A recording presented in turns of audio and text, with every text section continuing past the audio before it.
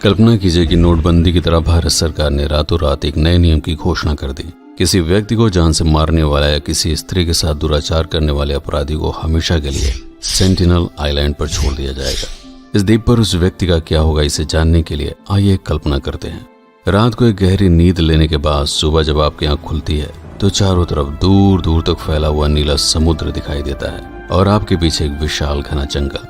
यह दृश्य एक पल के लिए आपको रोमांचित करता है, लेकिन जैसे जैसे समय गुजरता है आपका गला धीरे धीरे सूखने लगता है और प्यास बढ़ती है।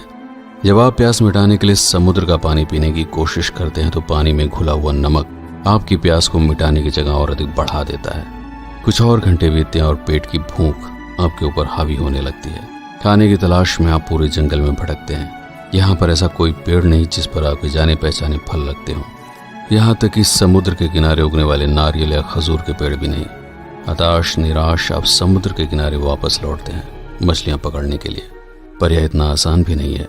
फिर भी काफी देर कोशिश करने के बाद कुछ मछलियां आपकी पकड़ में आ जाती हैं, लेकिन कच्ची मछली खाना यह बहुत ही मुश्किल काम है। मछली पकाने के लिए आप सूखी लकड़ियां इकट्ठा करते हैं, पर समस्या यह है कि आग जलाने के लिए आपके पास कोई साधन नहीं है। ये एक ऐसा द्वीप है जहां पर आग का नामो निशान तक नहीं है। आदिमानव की तरह सूखी टहनियों को रगड़कर चिंगारी पैदा करने की असफल कोशिश करने के बाद आप हार मान लेते हैं। रात होती है और ठंड धीरे धीरे बढ़ने लगती है। यहाँ पर न तो बेड है न ही रजाई और गद्दे। पहली रात गुजारने के लिए जैसे तैसे आप सूखी रेत पर आंख मूंद कर लेट जाते हैं, लेकिन ठंड और आधी रात को होने वाली बरसात के कारण आपकी नींद पूरी नहीं हो पाती। यह इस आइलैंड पर आपकी पहली रात होगी। अब कल्पना कीजिए आपको पूरी जिंदगी यहीं पर रहना है। न तो कभी कोई आपको यहाँ पर बचाने आएगा और न ही आप तैर कर या कोई और साधन बनाकर इस आइलैंड को छोड़ने की कोशिश कर सकते हैं, क्योंकि यहाँ पर समुद्र की लहरों का बहाव बहुत ही तेज है। आप कितनी भी कोशिश करेंगे लहरें वापस आपको आइलैंड की तरफ ढकेल देंगे। ऐसे में आपके भविष्य की मात्र दो संभावनाएं होंगी। रोज जीने की कोशिश करते हुए एक दिन खुद से हार मानकर आत्महत्या करने की कोशिश करेंगे, या तो इस संघर्ष में धीरे धीरे आप इतने ताकतवर एवं कुशल बन जाएंगे कि पूरे आइलैंड पर आपका राज होगा। सुनने में दूसरी संभावना जोश से भरपूर आशाजनक लगती है, लेकिन सच ये है कि आपके अधिक दिनों तक जीवित रहने की संभावना बेहद कम है। वर्तमान समय में जीवन को जीने के लिए संसाधनों का अभाव इस द्वीप को खतरनाक नहीं बनाता, बल्कि इस द्वीप पर रहने वाले कुछ ऐसे लोग जिन्होंने इन अभाव में भी जीना सीख लिया है, उनके कारण यह द्वीप किसी अन्य मनुष्य के लिए सुरक्षित नहीं है। जो भी लोग इस द्वीप पर किसी भी कारण से पहुंचे अधिकांश मारे गए। बीते हुए वर्षों में कई लोग अलग अलग कारणों से इस आइलैंड पर आए। कोई यहाँ पर रहने वाली सभ्यता के ऊपर डॉक्यूमेंट्री बनाना चाहता था, तो सजाए काला पानी की जेल से निकला कोई अपराधी यहाँ शरण लेने के लिए पहुंचा। अमेरिका से ईसाई धर्म के प्रचारक इस सभ्यता से मेल मिलाप करने के लिए यहाँ पर आए। कई मारे गए और कुछ घायल होकर वापस लौटे। यहाँ तक कि इस द्वीप का निरीक्षण करने वाले सेना के हेलीकॉप्टर पर भी तीर और पत्थरों की बरसात हुई, इसलिए उन्हें भी यहाँ से भागना पड़ा। इसी कारण से आज तक इस द्वीप पर रहने वाले लोगों के बारे में बहुत अधिक जानकारी उपलब्ध नहीं हो सकी। यह द्वीप भारत सरकार द्वारा पूरी तरह से निषेध घोषित किया गया है। यहाँ किसी भी तरह की फोटोग्राफी अथवा वीडियोग्राफी वर्जित है, लेकिन सिर्फ एक प्रयास ऐसा था जिसके कारण हम इस सभ्यता के बारे में थोड़ा बहुत जान सके। इन लोगों ने आज तक आग जलाना नहीं सीखा, न ही यहाँ पर खेती के कोई निशान है। फिर भी लगभग 60,000 सालों से ये लोग जीवित हैं। तो आखिर इतने संघर्षों के बावजूद यह सभ्यता अभी तक बची कैसे? इसका उत्तर इस प्रश्न में है कि ये लोग इस द्वीप पर पहुंचे कैसे। इस घटना को समझने के लिए हमें इतिहास में 1,20,000 साल पीछे जाना पड़ेगा।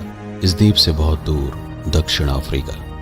ये वो समय था जब मनुष्यों ने आग पर नियंत्रण पाना सीख लिया था, लेकिन ये आग आसमान से चमकने वाली बिजली के गिरने या फिर गर्मियों में पेड़ों की रगड़ से पैदा होती थी। मनुष्य मात्र प्राकृतिक रूप से लगने वाली आग को संभाल कर रखता था ताकि वह बुझ ना जाए। अगर आग बुझ जाती तो उसे जलाने का कोई भी तरीका अभी तक विकसित नहीं हो पाया था। न खेती और न ही धातु के बारे में कोई ज्ञान था। जीवित रहने के लिए कच्चा मांस, वृक्षों की छाल, जड़ एवं फलों के ऊपर ही निर्भरता थी। इस कालखंड में मनुष्य की जीवन शैली जानवरों से बस इतनी ही अलग थी कि उन्होंने आपस में बातचीत करने के लिए भाषा का विकास कर लिया था,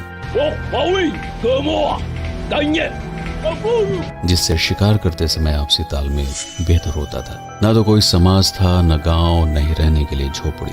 जीवन का बस एक ही मकसद था, चलते रहो और रात ढल जाए तो किसी गुफा में सो जाओ। सुबह उठते फिर खाने और पानी की तलाश में नई जगह की खोज में निकल पड़ो। दक्षिण अफ्रीका से कई लोगों का समूह निकल पड़ा नई जगह के साथ ही नई संभावनाओं की तलाश में। इस यात्रा में कई पीढ़ियां गुजर गईं, लेकिन नई जगह तक पहुंचने की लालसा ने इंसानों को रुकने नहीं दिया। यह लोग ऐसी जगह की तलाश में थे जहां पर जीवन को जीने के लिए संघर्ष कम हो, पानी एवं खाना सरलता से उपलब्ध हो। हजारों किलोमीटर की यात्रा में सिर्फ पीढ़ियां ही नहीं गुजरी, बल्कि विश्व की भौगोलिकता में भी परिवर्तन आया। ध्रुवों पर जमा बर्फ पिघली, समुद्र का जलस्तर उठा और निचली भूमि समुद्र के नीचे समा जाने से कई द्वीपों का निर्माण हुआ, जो जहां पर थे वहीं पर बस गए। क्योंकि महाद्वीप आकार में विशाल थे, अतः वहां पर अधिक संभावना होने से भिन्न भिन्न प्रजाति के लोग विकसित हो रहे थे। उनका विकास तेजी के साथ हुआ। उन्होंने न सिर्फ आग जलाना सीख लिया, बल्कि जानवरों को पालतू बनाने से लेकर अनाज उगाने तक इन घटनाओं ने मनुष्य जाति को काफी ऊपर उठा दिया। पूरी दुनिया में आपसी लेन देन से सभ्यताएं तेजी से फल फूल रही थी, लेकिन ऐसे में जो लोग सेंटिनल आइलैंड पर फंसे रह गए, उनका विकास रुक चुका था। ये 21वीं सदी है। उनको इस आइलैंड पर आए हुए लगभग 60,000 साल बीत चुके हैं, लेकिन इन लोगों ने आज तक ना तो आग जलाना सीखा है, ना ही अनाज उगाना। पुरातत्ववेत्ताओं का मानना है कि शुरुआती दौर में इनकी संख्या काफी ज्यादा थी, लेकिन और सभ्यताओं के साथ इनका कोई मेल मिलाप नहीं था। इसलिए मनुष्य के पैदा होने और मरने की दर में बहुत बड़ा अंतर आया। ये लोग द्वीप पर रहने वाले पौधों की जड़ों एवं कच्चा मांस खाकर जीवित थे, इसलिए इनके शरीर की रोग प्रतिरोधक क्षमता बहुत ही कम हो चुकी थी। इस बात का पता इनको तब चला जब कुछ लोगों ने इस द्वीप पर पहुंचने की कोशिश की।